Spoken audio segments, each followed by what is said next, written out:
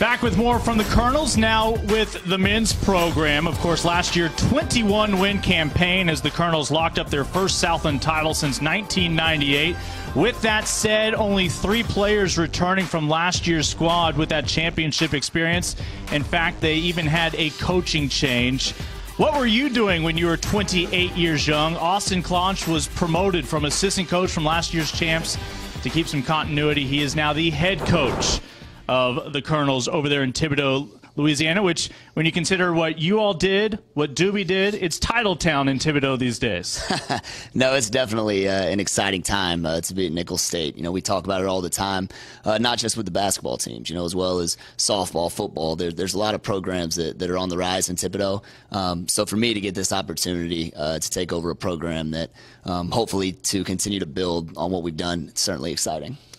You had been with Richie Riley at Clemson before making your way to Nicholls State University, but now's your chance to elevate and make this program your own. What will be the big difference in your mind going from assistant to now head coach?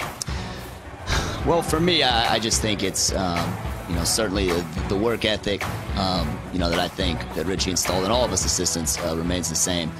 From a philosophical standpoint, I think you'll see a lot of the same things defensively. Offensively, I'll put my own touch on things, you know, for this program. But more than anything, I think you'll see a similar style, toughness, discipline, and just an enthusiasm from Nicholls State. Only about 26% of your minutes returned from that championship team a year ago. Have you handed out name tags yet for all the newcomers this year? A lot of new pieces running around. You know, what I'll say about our bunch, we have a lot of great coachable guys, and that makes it easy for a first-year head coach. Now, you know, it's still, they've only been together for less than 2 months, so we've got a lot of work to do. You know, I tell our guys all the time that we're very unproven.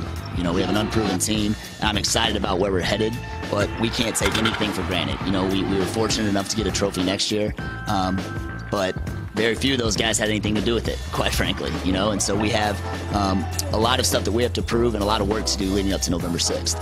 Well, we have seen a lot of young teams have really taken advantage of long road trips. You will be on the road, a lot of great destinations coming up to start your non-conference schedule. I know you're excited just about getting the season started against the Cardinals of Louisville, but you'll head up to play Washington State, back here in Texas against Baylor, at Ole Miss. When you look at that non-conference schedule, a lot of time on buses, on planes together.